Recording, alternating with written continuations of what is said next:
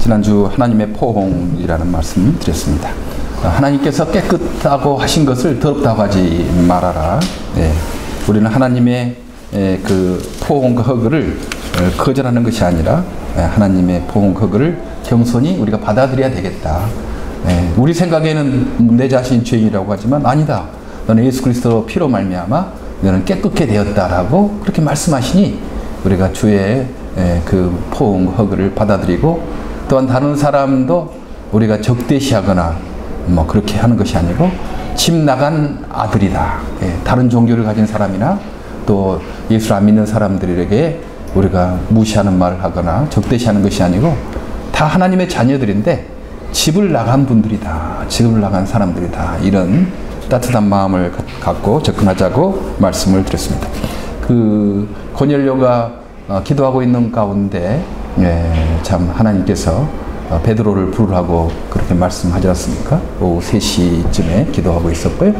또한 베드로가 또한 기도하고 있었죠. 오후 12시 정오에 점심 먹을 때쯤에 시장하에서 이제 기도하고 있는데 하늘에서 보자기 같은 큰 그릇이 내려왔고 그 그릇 안에 4발 달린 짐승과 땅에 기는 것과 바다에 나는 그런 짐승들이 있어서 소리가 나기를 잡아먹으라 하는 거예요.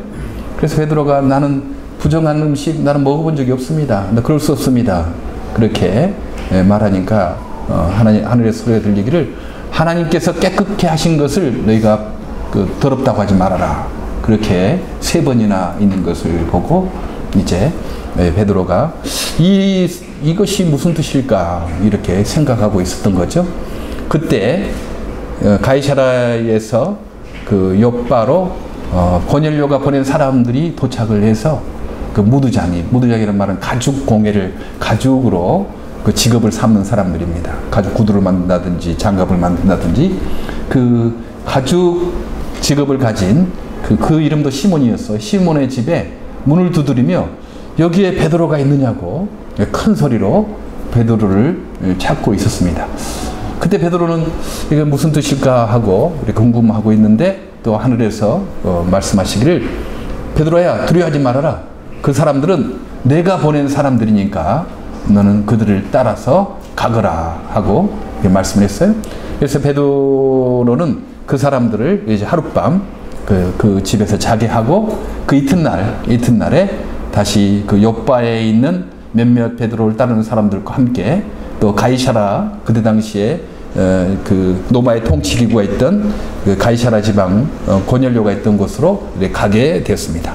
그랬더니 그 이튿날 가이사라 들어갔더니 고넬료가 자기 친척들과 가까운 친구들을 불러놓고 그들을 기다리고 있었어요. 그 친척들 그리고 친구들을 다 불러놓고 이제 베드로 오기를 기다리고 있었습니다. 사실 사람들에게 고넬료가 우리 베드로라는 사람이 오니까 좀 와라. 그러면 어떤 사람 친척들은 나 바쁘다 뭐 그럴 수도 있고 뭐 친한 친구들도 나 할 수 없다 이렇게 할 수가 있잖아요. 그런데 이 고넬료는 참 많이 이렇게 베풀고 그 섬김의 리더십이 있었던 것 같아요. 우리가 보통 어떤 사람이 말하느냐에 따라서 어떤 행동을 하지 않습니까? 나에게 참 친절을 베풀고 내가 존경하는 사람이 어디 좀 가자 그러면 내가 바빠도 다른 것 그냥 취소하고라도 그것을 먼저 따라가는 거죠. 그런데 평소에 별로 이렇게 관계도 안 좋고 이런 사람이 어디 가자고 그러면 내가 먼저 선약이 있으니까 거절을 하잖아요. 그러니까 얼마나 그 다른 사람에게 섬기고 사랑하느냐에 따라서 그 영향력이 있는 거죠. 이 고넬료는 참 그런 어떤 영향력이 있었던 섬김의 영향력이 있었던 것 같아요. 평상시 잘 섬겨주고 도와주고 그러니까 베드로라는 사람이 오니까 좀 와라 그랬더니 그 친척들도 이 고넬료의 말을 다 들은 거예요. 조카들도 오고 또 사촌들도 오고 다 고넬료 바쁜 일이 있지 않았겠어요? 근데 다 이렇게 모이고 또 친구들도 고넬료가 이렇게 말하니까 다른 약속도 있었겠지만 고넬료가 무슨 특별한 일이 있는가 보다 다른 약속 좀 취소하고 좀 거기에 가야 되겠다 하고 이렇게 모여 있었습니다. 네. 이 사람과의 관계를 참 잘한다는 것, 이것도 하나의 지능이라고 합니다. 그 하버드의 심리학 박사였던 가드라는 사람이 인간의 지능을 8가지로 나눴어요. 우리는 보통 인간의 지능하면 언어를 잘하는 것, 버벌 인텔리전스라고 하죠. 이런 그 랭귀지를 잘하는 것, 이것은 하나의 뭐 지능이라고 생각하고, 또 하나는 수학을 잘하는 것, 그런 어떤 라지컬한 인텔리전스, 이런 것들을 하고, SAT도 수학하고 언어하고 뭐 에세이 좀 치고, 그래서 SAT 많이 받으면 뭐 좀 학교에서 좀 유명한 학교 들어가고, 그렇지 않으면 뭐 낮은 학교 들어가지 않습니까? 그런데 이 가드러는 생각하기를 인간의 지능이 단순히 어떤 언어를 잘하거나 수학 잘한다고 인간의 지능이 다 평가되는 거 아니다. 수학 못하고 영어, 뭐 언어적 지능이 뛰어난 사람도 얼마든지 이 땅에서 행복하게 다른 사람을 행복하게 해주며 살아가는 것을 보니까 구분을 했어요. 8가지가 했는데 뭐 다 말할 수는 없고, 오늘 성경을 통해서 고넬료는 그것 중에 인터퍼스널 인텔리전스라는 것이 있어요. 사람과의 관계를 잘하는 지능, 소위 사회성이라고 하는 거죠. 예, 사람과의 관계를 참 잘해요. 어떤 사람은 영어도 잘 못하고 수학도 잘 못하지만요, 사람과의 관계를 참 잘하는 분이 있어요. 예, 그러면 그 사람은 사회적 지능, 인터퍼스널 지능이 뛰어난 사람입니다. 예. 우리 장애인 중에서도요, 뭐 영어 좀 잘 못하고 수학 못하지만 얼마나 사람의 관계를 잘하는 사람 있잖아요. 예. 우리는 그걸 좀 봐야겠죠. 아, 저 친구는 수학은 좀 못하지만 너무 이렇게 사람과의 관계를 참 잘하는 거예요. 좀 뛰어난 지능을 가지고 있구나. 인정해주고 이렇게 알아주는 것이 참 필요합니다. 그리고 우리가 뭐 다른 것 좀 못하더라도, 내가 이렇게 인간관계를 잘하면, 하나님께서 나에게 이런 그 인터퍼스널 인텔리전스를 줘서 참 감사하다라고 그렇게 생각하는 건 중요하죠. 네. 이 사회성을 기르는 것, 교회에서 예배드리고 교제하는 거 너무 중요합니다. 여러분, 그냥 예배만 딱 드리고 너무 스케줄 많이 잡지 마시고요. 서로 교제하기 바라요.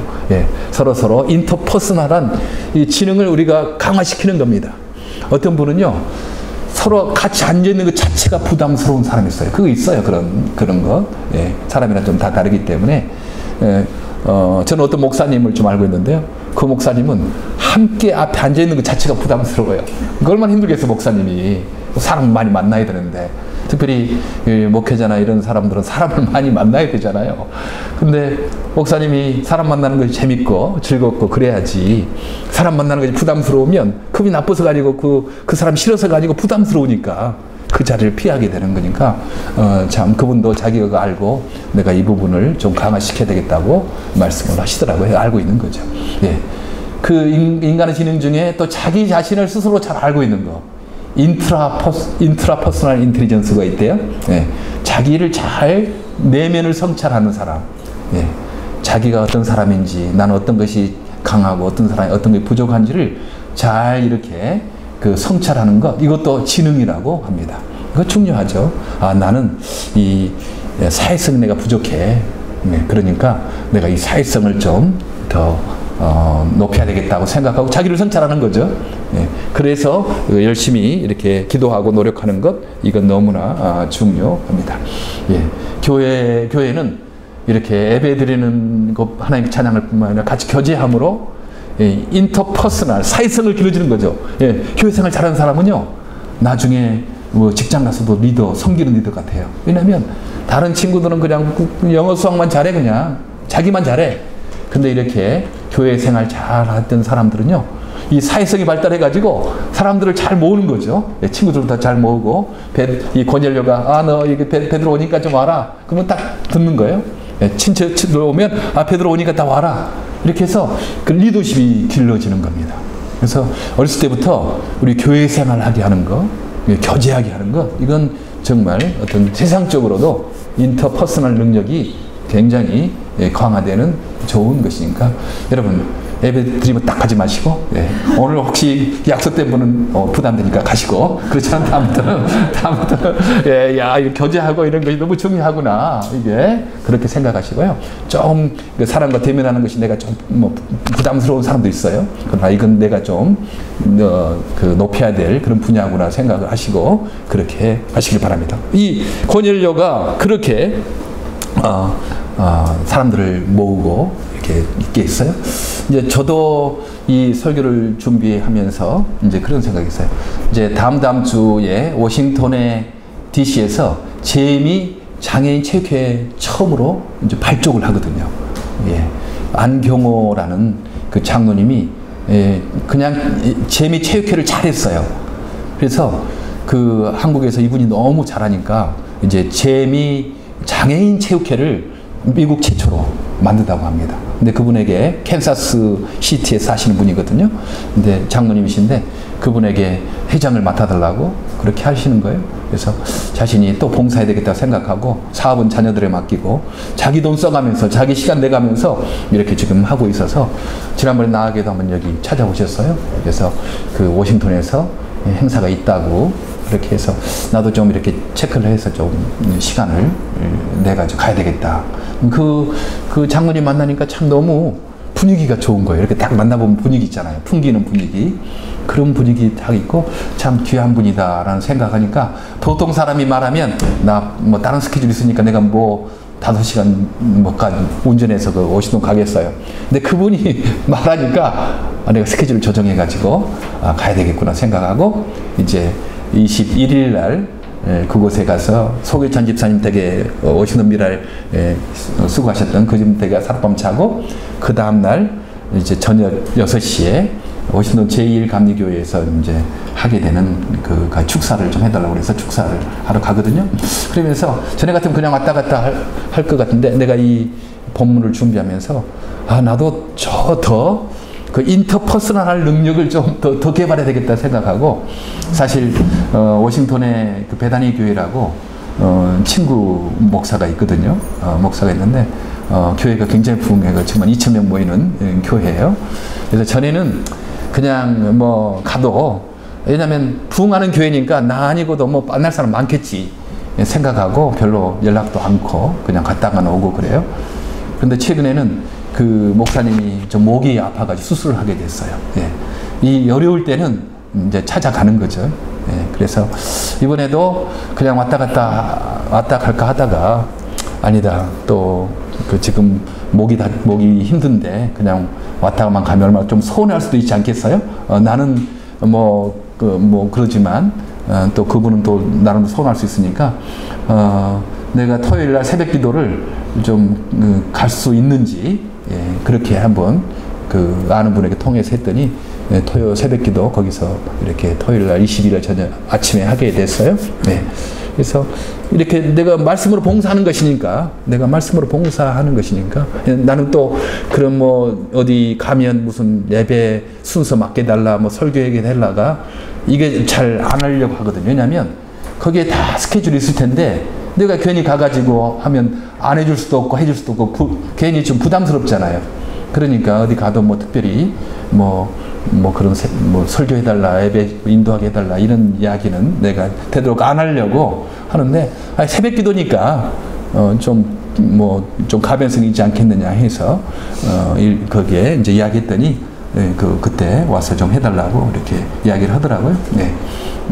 나도 그런 능력을 전에 내가 뭐 가서 이렇게 부흥하는 그 친구 이렇게 가면 내가 부담스럽겠다 오히려 뭐 그렇게 하는데 아니다. 그 목사님도 내가 워싱턴에 왔다 갔다 하고 하는데 연락도 않고 갔다 오면 얼마나 서운하게 생각하지 않겠는가. 나는 그 교회가 너무 이제 사람도 많이 있고 만날 사람도 많이 있고 내가 연락을 하면 부담스러울까 봐 나는 연락을 안 하는 건데 한편으로서는 그 사람 그분은 생각하기를 좀 왔는데 연락도 않고 가느냐 이렇게 생각할 수도 있으니까 이제 그런 연락을 이번에 설교를 준비하면서 다시 한번 생각을 하게 됐습니다. 여러분 우리 고넬료처럼 이렇게 말을 하면 친척도 모이고 친구도 모일 수 있도록 평상시 여러분들 주변에 있는 사람들 잘 섬겨 놓으시길 바랍니다. 거짓말쟁이가 매번 사기치고 그런 사람이 예수 믿으라 그러면 너나 믿으라 그러지 않겠어요? 예. 평상시 그분이 신뢰할 수 있는 사람이 예수 믿어. 예수 믿으면 천국과 지옥이 있는 거야. 성령 함께 하는 거야. 그러면 평상시 거짓말도 않고 진실한 사람이 그렇게 하니까 그 믿잖아요. 근데 평상시는 뭐 손해 보려고 하냐 자기 이익만 챙기고 막 거짓말도 가끔 하고 막 그런 사람이 뭐 가면서 예수 믿어야 돼. 그러면 너나 믿어라 그렇게 않겠어요? 예, 그게 중요한 겁니다. 내가 어떤 사람인가에 대해서 평상시에 좋은 관계를 유지하고 어려울 때 힘들 때 도와주고 섬기는 이런 자세가 아마 고넬료는 있었다고 생각해요. 그러니까 베드로가 온다고 그러니 이제 친척과 또 주변의 친구들이 이렇게 다 모이게 됐습니다. 딱 이렇게 베드로 가보니까 이 마중을 나와서 이 고넬료가 그 발 앞에 엎드려서 절을 하는 거예요. 예. 그러자 베드로가 일어나십시오. 나도 사람입니다. 하고 말하면서 그를 이렇게 세웠다. 아니 어떻게 인간적으로 생각해서 베드로에게 절을 할 수 있겠어요? 예, 베드로에. 그때 당시에 사실 이 고넬료는 로마 장군이었잖아요. 로마 장교. 100명의 군사를 거느린 로마 그 장교였거든요. 그냥 뭐 로마 병사에도 뭐 식민지 그 백성이 너 오리를 가자 그러면 그 로마 사람이 그 식민지 청년에게 사람에게 오리를 가자 그러면 가져야 돼요. 짐을 들어주고. 그건 법이에요, 그거. 근데 예수님께서는 오리를 가자면 십리를 가주라. 이제 그런 말씀이 바로 그런 배경에서 나왔거든요. 그러니까 그 식민지 사람의 일은 그 로마 사람이 이렇게 무료로 일도 시킬 수 있고 뭐 짐도 나가지고 갈 수 있고 뭐 그냥 짐승처럼 취급해도 할 말이 없는 그런 지금 상황이었는데 로마 장교가 이렇게 그 식민지 청년에게 이렇게 절을 한다는 게 인간적으로 참 가능하지 않잖아요. 그런데 베드로에게 엎드려서 절을 하는 겁니다. 또 나이를 봐서도 예수님이 그때 공생애 뭐 될 때니까 나이가 33세였으니까 그 베드로도 막 다 그쪽 아니었겠어요? 그래서 베드로가 그 어부 이렇게 고기 잡고 있는데 베드로야 나를 따라오너라. 내가 너를 사람 낚는 어부가 되게 할 것이다. 그러니까 분명히 아마 베드로는 예수님보다 나이가 적었을 것 같아요. 예수님 만약에 베드로 형님 나와 같이 갑시다 이렇게 하지 않겠어요? 근데 그렇지 않고 베드로야 내가 너를 사람 낚는 어부로 삼길 테니까 나를 따라오너라 했더니 분명히 예수님보다 나이가 적었던 30대 아마 초반쯤 됐을 거예요. 근데 이 새파란 젊은이에게 이렇게 절을 한다는 거 우리 한국 사람 특히 동양 사람은 나이에 굉장히 민감하지 않습니까? 그래서 만나면 먼저 물어보는 것이 몇 살입니까? 이렇게 물어봐요. 근데 미국에는 큰 실례라고 합니다. 그 물어보는 나이 아니에요? 그러니까 우리 문화 차이가 좀 있다고 생각이 들어요. 근데 우리는 서로 나이 차이가 있어서 상하를 이렇게 정해놓지 않으면 서로 불편하니까 먼저 상하 관계를 유지하려고 한번 몇 살이냐 뭐 이런 거 다 물어보는 것도 있는 것 같아요. 학교 어디 나왔느냐 뭐 이런 것들도 뭐 동창인가 아닌가로 해가지고 동창의 후배면 막 그 말을 놓는 거지 막 그때부터만 말을 놓는 것도 배울 수가 있습니다. 예. 이렇게 인간적으로 생각할 때 나이도 그렇고 학벌에 대해서도 장교가 되려면 사관학교도 나와야 되고 그러지 않겠습니까? 어떤 교육과 훈련을 받은 고넬료였고 사실 베드로는 그 갈릴리 호수에서 고기를 잡던 어떻게 보면 좀 무식한 학벌도 낮은 이런 사람이었거든요. 그런데 거기에 엎드려 절을 했습니다.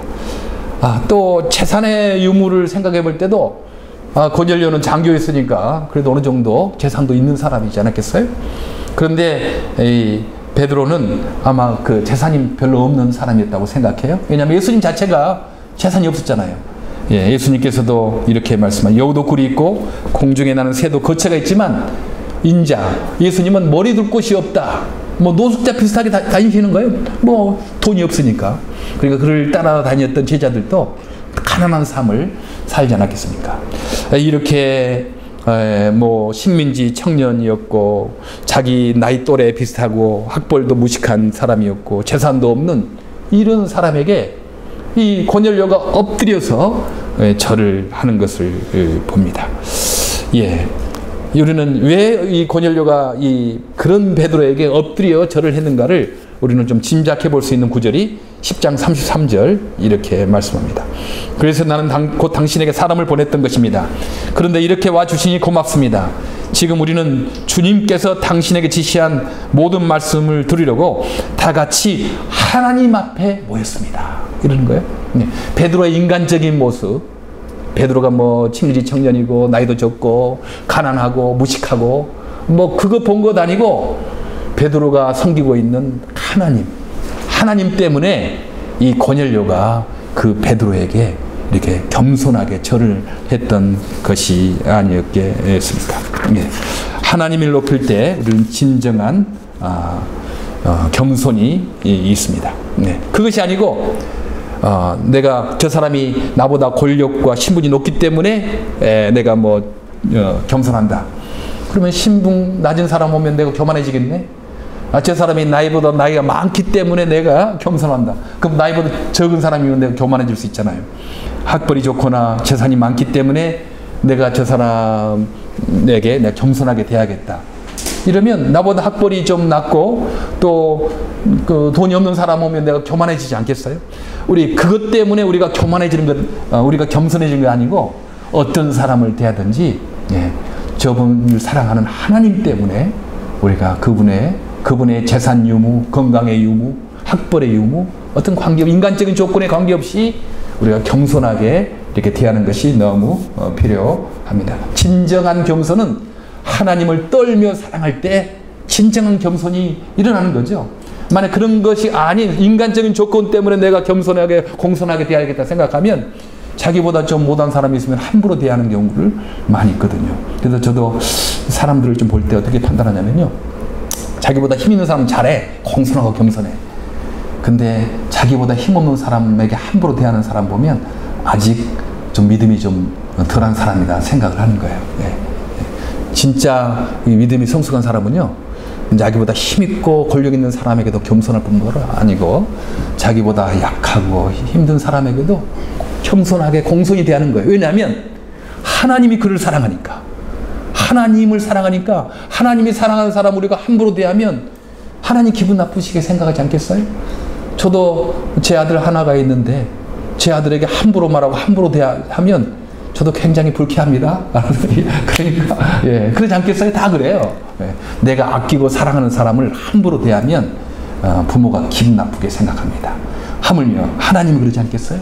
하나님께서 비록 좀 없어 보이고 뭐 하는 사람도 하나님이 귀하게 생각하는 사람인데 우리가 함부로 말하고 함부로 대접하면 하나님이 좀 불쾌하게 생각하시니까 우리 장애인 형제 자매들도요, 인간적으로 우리가 수양을 닦아서 저 애를 뭐 해줘야 되지 그렇게 하지 말고 항상 그 애들을 대할 때 하나님이 사랑하는 아들이고 딸들이다. 그러니까 우리가 그들을 좀 공손하게 대하고 함부로 대하지 않도록 하는 것이 너무 필요합니다. 자기 스스로를 무시하는 것도 하나님 기분 나쁘게 생각해요? 하나님이 나를 사랑하시고 독생자를 주시고 하나님의 아들이고 딸이고 공주로 왕자로 삼아주셨는데 내가 자꾸 나를 막 무시하고 내가 열등감을 갖고 그러면 하나님 마음 아프게 생각하니까 나는 비록 인간적인 부분에 좀 부족하다 하더라도 그래도 하나님이 나를 사랑하는 사람이다. 하나님이 나를 사랑하니 나도 나를 사랑해야 되겠다. 나를 귀히 여겨야 되겠다. 이런 생각하는 것이 너무 중요합니다. 고넬료가 인간적인 조건에 비하면 어떻게 베드로에게 엎드려서 절을 하겠어요? 뭐 그냥 조금 폼은 잡을 수 있겠지만 그러나 하나님을 사랑하기 때문에 우리가 말씀을 들으려고 하나님 앞에 모였습니다 라고 그렇게 겸손하게 베드로를 맞이했습니다. 그때 베드로가 하는 말이 그러지 않았습니까? 일어나십시오. 나도 역시 사람입니다 하고 그를 일으켜 세웠다. 참 이런 성경 구절을 읽을 때 얼마나 성경의 그 말씀이 참 품위가 느껴지는지 정말 하나님의 말씀이구나. 세상의 이런 문학이나 세상의 철학이나 세상의 역사에 이런 기록은 없어요. 사람들이 막 높여주면요, 뭐 그냥 가만히 있는 거죠. 그냥 뭐 내가 뭐 자기들이 알아서 하는 거니까 은근히 그것을 즐기는 경우가 있고, 조금 더 나가면 자기가 그런 조건이 아니면서도 그런 조건을 만들려고 그런 사람인 것처럼 그렇게 꾸미는 것이 세상의 교육이 아니겠습니까? 그러나 성경에서는 나도 사람입니다. 예. 그것을 베드로가 그 고넬료의 그 존경과 사랑을, 그래 뭐 내가 하나님 말씀을 전하는 하나님의 사도니까 그래 당신이 당연히 그러지, 이것이 아니고 나도 사람입니다. 나도 죄 용서가 필요한 죄인이고 나도 하나님의 은혜가 필요한 부족한 사람입니다. 당신과 똑같은 부족한 사람입니다. 하나님의 은혜가 아니면 나도 이 자리에 설 수가 없습니다라고 고백하는 그런 겸손이 있지 않았겠습니까? 예, 성경의 고상함과 진실함이 이런 부분에 많이 느껴집니다. 바벨론 왕 느부갓네살이 두랍 형제 금신상을 세우고 막 절을 하게 하지 않았습니까? 그래서 절을 하지 않은 사람은 풀무불에 이렇게 집어넣어서 다 죽이겠다. 그 금신상에 절을 하게 한 이유가 뭐겠어요? 자기의 권력을 강화시키는 거죠. 금신상에 절하게 함으로 말미암아 자기의 권력을 공고히 하려고 그 절을 하게 하는 겁니다. 그때 베드로의 다니엘의 세 친구는 우리 하나님께서 그 풀무불 속에서도 구해 줄 것이고 그러지 아니할지라도 나는 그 금신상에 절하지 않겠습니다라고 그렇게 거절했던 것을 우리 기억을 합니다. 자기의 권력을 강화시키려고 금신상을 만들어 놓고 거기에 절을 하게 하는 거죠. 이와 비슷한 상황이 지금 북한에서 이루어지고 있습니다. 오늘이 9월 9일이죠. 북한에서는 오늘 구구절이라고 명절입니다. 북한 정권이 정권을 창립한 날이라고 해서 지금 뭐 김정은 뭐 이렇게 뭐 그 북한의 그 리더들은 금수산 태양궁전에 가가지고 다 김정일, 김일성 그 시신 앞에 다 무릎을 90도 각도로 뭐 절을 하는 거 여러분 보이지 않습니까? 참 그렇게 절을 하고 또 북한 전역에 동상을 세워놓고 다 아이들, 여자들, 어른들 다 꽃을 누워가지고 그 김일성 동상에 가가지고 김정일, 김일성 동상에 가서 막 이렇게 절을 하고 하는 것을 우리는 지금 코미디처럼 보고 있습니다. 어떻게 세상에 이럴 수가 있느냐? 예. 그건 다른 거 아니죠. 김정일, 김정은에게 절을 하게 함으로 말미암아 지금 통치하고 있는 김정은의 권력을 강화시키려고 하는 거죠. 예. 그 위대한 수령동지 김일성, 김정일의 후손인 이 김정은의 권력을 강화시키려고 그렇게 절을 하게 하는 거예요. 금신상을 만들어 놓고 김정일, 김정은 동상, 김일성 동상을 만들어 놓고 절을 하게 하는 것입니다. 이처럼 인간이란 좀 일부러 자기를 높이려고 막 절을 하게 하고 막 그렇게 강화시키는 것을 우리는 볼 수가 있어요. 네. 또 요즘에 미국하고 러시아하고 여러 가지 일이 지금 있지 않습니까? 러시아의 푸틴 대통령도 지금 헌법을 이용해 가지고요. 대통령 됐다가 그 다음에 무슨 또 국무총리 했다가 또 대통령 됐다가 20년 이상을 그렇게 자기 권력을 강화시키려고 자기에게 절하게 하려고 그렇게 러시아를 통치하고 있습니다. 러시아에 얼마나 지금 부정부패가 많이 일어나고 있는지 그 푸틴에 대해서 나쁜 말을 좀 쓰면 독살하잖아요. 영국에 가서 스파이를 보내가지고 거기에서 언론인 죽이는 이런 일들이 지금 자행되고 있습니다. 지금 또 중국은 어떻습니까? 중국은 또한 시진핑이 원래 등소평이 처음 개혁 개방할 때 그 모태동 이런 절대 권력 독재자가 있으면 나라가 부패한다 생각해서 절대로 10년 이상 연임하지 말아라. 10년 딱 하고 후계자 세워놓고 그 다음에 또 넘어가고 이렇게 됐거든요. 그래서 후진타오도 그랬고 그 강점인도 그랬고 장점인도 그랬고 다 10년 하고 다 넘겨줬거든요. 근데 지금 시진핑은 10년 이상 지금 하려고 지금 헌법도 개정해놓고 좀 그렇게 하고 있어요. 세상의 모든 힘 있는 사람들은 어떻게든 자기를 추켜 세워가지고 자기의 절대 권력을 강화시키려고 자기에게 절하게 하려고 그런 여러 가지 그 일들을 하는 건데 베드로는 절을 하니까 나도 사람이다. 절하지 말아라. 그렇게 하는 것.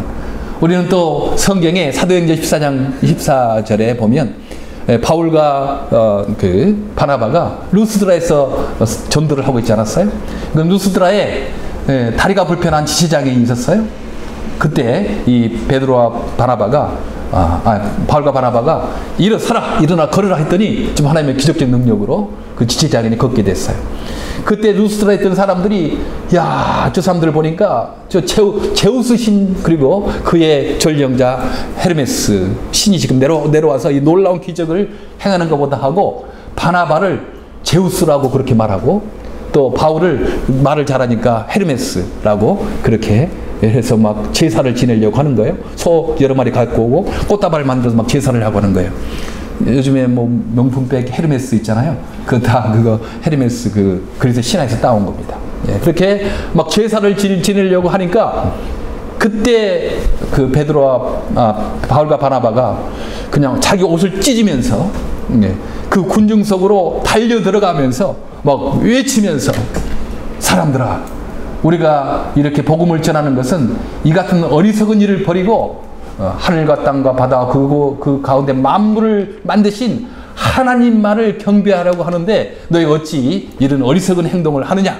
그러지 말아라고 막 자기에게 막 제우스라고 그러고 헤르메스라고 그러고 막 소를 잡아서 막 꽃을 갖다 줘서 막 제사를 지내는 높이려고 하는 절을 하고 하는 사람들에게 못하게 하는 것을 우리는 보게 됩니다. 참 그런 성경을 읽을 때마다 성경의 말씀이 참 진실이구나, 이제 그런 생각을 많이 하게 됩니다. 이처럼 그 베드로는 자기에게 절을 하는 그 고넬료의 경배를 받으려고 하지 않았어요. 나도 사람이다, 나도 죄인이고 나도 하나님의 은혜가 필요한 사람이다라는 것을 그렇게 말을 하게 되었습니다. 네. 얼마나 나도 인간이다라는 말은 그렇지 않겠습니까? 나도 죄인이, 속죄가 필요한 죄인이고 하나님의 은혜가 없으면 살 수가 없다는 그런 고백을 하게 됩니다. 여기에는 기쁨과 감사와 자유가 있잖아요. 네, 나도 인간이다. 나가 억지로 뭐 그렇게 잘난 찰 필요도 없는 거고, 있는 그 모습대로 주님을 섬기며 되는 것입니다. 네, 저는 그런 관계가 됐으면 좋겠어요. 인간적인 것 때문이 아니고 고넬료처럼 하나님 때문에 사람을 존경하는 거. 하나님 때문에 그 사람이 강한 사람이든지 약한 사람이든지 장애가 있든지 없든지 가난하든지 부하든지 그 사람의 인간적인 조건 때문에 그 사람을 존경하고 그 사람을 귀히 여기는 것이 아니고 우리가 하나님을 사랑하기 때문에 하나님 때문에 그 형편이 어떠하든지 간에 우리가 귀하게 생각하고 존경을 보내는 그런 사람. 또 뿐만 아니고 뭐 자기를 높여준다고 그 높인 것을 다 받아가지고 그래 내가 마땅히 받을 만하지 이러는 것이 아니고 나도 죄인입니다. 나도 인간입니다. 내가 이렇게 된 것은 하나님의 은혜 때문이었습니다라고 겸손히 또 하나님께 영광을 돌리는 그런 사람이 되었으면 좋겠어요. 부부관계에도 사랑을 하고 하나님 때문에 또 하나님 때문에 서로 또 그 존경을 하는 그런 관계. 우리 교회에서도 인간적인 조건 때문이 아니고 서로 하나님 때문에 존경하고 하나님 때문에 겸손해지는 그런 관계. 우리 장애인 성도도 그렇죠. 그들의 인간적인 조건 때문에 그들을 무시하거나 그게 아니고 하나님 때문에 귀히 여기고 또 하나님 때문에 우리가 겸손히 일을 하고 봉사하더라도 겸손히 하는 평안과 자유가 있는 저와 여러분 되기를 간절히 바랍니다. 나도 인간입니다. 이 고백 계속하기를 바랍니다. 예, 찬송가